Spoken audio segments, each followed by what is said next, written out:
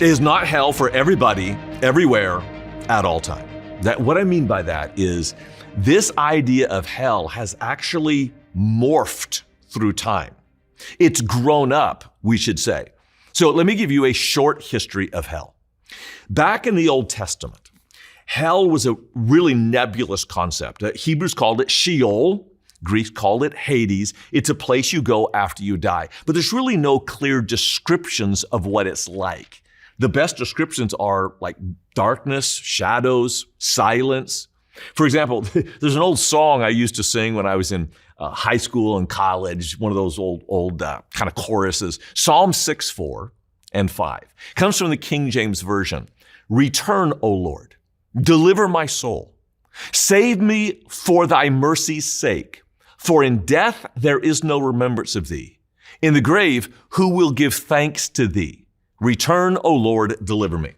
What David is saying is, God, if you let me die in the desert, Saul's chasing him, you let me die in the desert, who's going to praise you? Who's going to give thanks to you?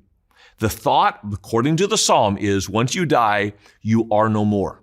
You can't sing, you can't praise God. So God, save me in this life. It wasn't much of a concept of an afterlife. Now, between Malachi and Matthew, that is the time of the intertestamental period, it's about 500 years long, the Jews began to get a much more detailed description of hell. So, for example, the idea of the abyss, that you go down and down and down. The idea of demons going there, the idea of suffering and torment, all of that developed in this intertestamental period.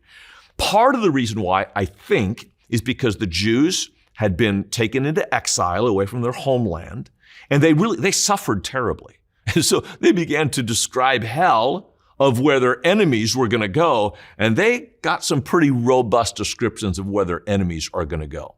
Furthermore, if you're suffering and you want to believe in God, it makes sense that you would pay attention to what happens after this life. If you suffer in this life, then you can be rewarded in the next.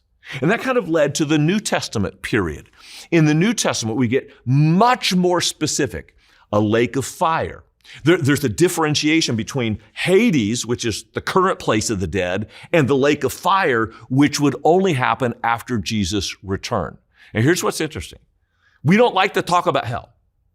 It is uncomfortable. I'll just admit that. Like, people are going to go to a place of suffering forever and ever, and flames and darkness and demons.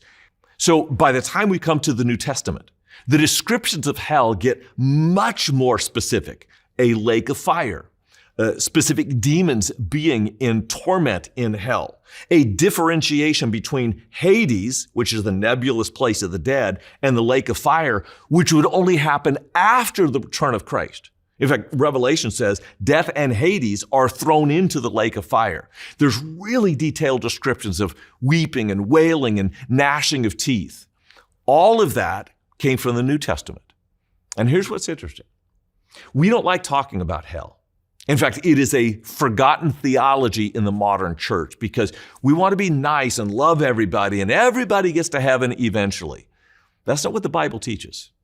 And of all of the descriptions of hell, and there are dozens of verses about hell in the New Testament, dozens, there's only one verse in all the New Testament that talks about hell that doesn't come from the lips of Jesus himself. I mean, to say that hell is like it's a mean conversation. We don't want to use it because that's not loving. Listen, nobody was more loving than Jesus, and nobody talked about hell more than Jesus. So I discern from that, if we don't talk about hell, we are not being loving because we're not telling people and warning people about a terrible place that is their destiny when they reject Christ. Now, fast forward from the New Testament.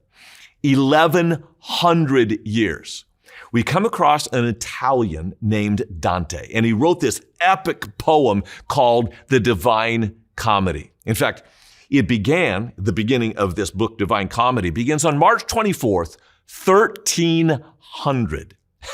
And Dante describes his own fictitious journey to hell, where he sees various levels of hell, and which punishments are meted out to different sins.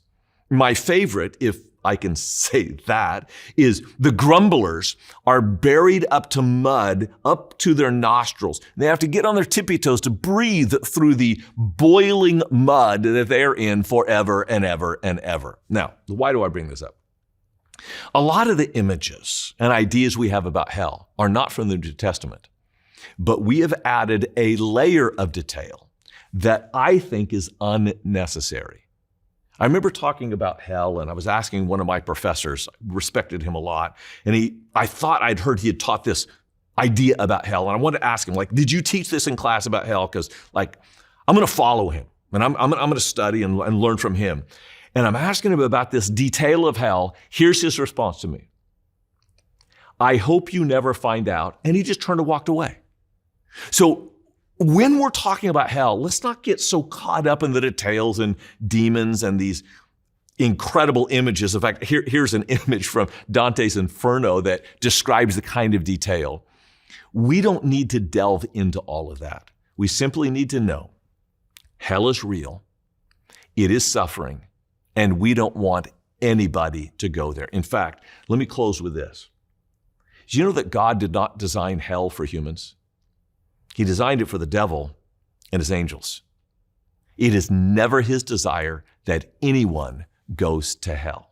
Now, if you have some questions about hell, I want to remind you, you can email those to ask@ccb.church. And in week 4 of this series, just a couple weeks from now, we will jump in and answer as many of those as we can. But for now, hell is something worth talking about.